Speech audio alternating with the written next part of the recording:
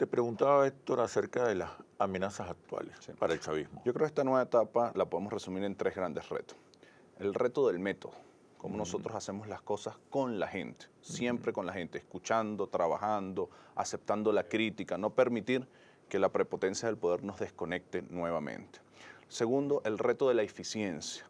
Y yo diría la eficiencia en tres cosas concretas. Hacer un país más seguro, hacer un país donde la gente viva con dignidad, derecho a la vivienda, a la salud, a la educación, a la alimentación, y hacer un país productivo. La eficiencia en tres cosas concretas. Y tercero, la economía. Nosotros necesitamos dar el salto cualitativo y cuantitativo de una economía dependiente de la renta petrolera a una economía productiva, reconstruir la cultura del trabajo, que no va a ser fácil, una cultura del trabajo de 100 años, una cultura de la renta petrolera de 100 años. Eso no se quita, no se cambia solamente. Del bloque de la patria. Yo creo que la agenda, desde la Asamblea Nacional para conectarse con esas nuevas expectativas. La agenda de la Asamblea Nacional tiene que ir en coherencia con eso.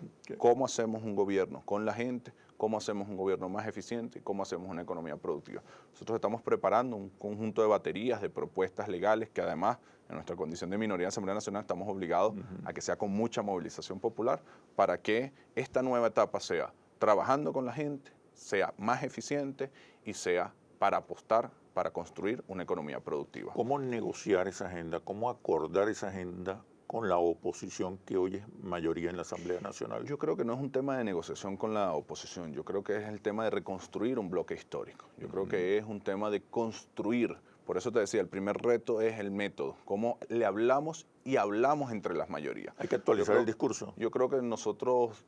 Yo creo Hay que actualizar nuestro discurso, algo que yo siempre rescato de la idea originaria, democracia protagónica participativa, lo que hagamos debe ser producto de la construcción colectiva.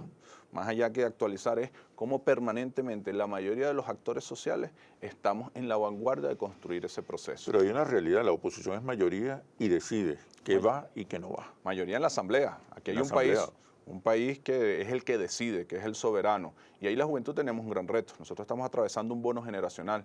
Es la juventud más formada en historia republicana. Así que los jóvenes tendremos la gran responsabilidad de dar este salto cualitativo. Yo estoy confiado que para el tricentenario de Miranda del 2050, Venezuela va a ser una Venezuela donde todas y todos vivamos con dignidad, una Venezuela productiva, una Venezuela segura. Pero la tenemos que construir nosotros. Y nosotros asumimos esa responsabilidad a plenitud. ¿Cómo van a enfrentar si la oposición asume una agenda para sabotear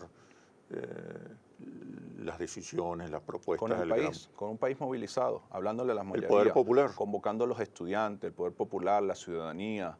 Yo creo ¿Con qué discurso vas a convocar? Que el trabajo nuestro es escuchar y tratar de que nuestra voz sea la voz de la mayoría del pueblo venezolano. ¿Con qué discurso vas a convocar a esa mayoría que te dio la espalda el 6 de diciembre? Bueno, yo creo que nuestra vocería tiene que ser la vocería de la mayoría del pueblo venezolano.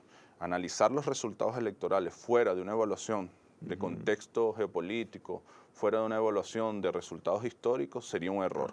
Es una fotografía del 6 de diciembre que tenemos que reflexionarla con mucha paciencia. Le hablaron solo revisar, a los reconstruir, durante pero la campaña. Yo no tengo la menor duda que el chavismo es una fuerza histórica, simbólica, una fuerza que además representa a las mayorías de este país y que desde la construcción de un Estado que garantice los derechos sociales, un Estado que defienda a los ciudadanos, un Estado que genere igualdad, justicia social, ahí se siente representada la mayoría. Así que las razones históricas que nos acompañan al proyecto que defendemos es el proyecto de las mayorías. ¿Cuáles son las nuevas audiencias que quieren conquistar, que deberían conquistar? No, yo creo que la ciudadanía. Fidel decía una frase muy los ciudadanos, clases medias, profesionales, sectores productivos. Fidel decía una frase muy certera a Chávez, en algún resultado que la oposición sacó 5 millones de electores. Venezuela no tiene 5 millones de oligarcas.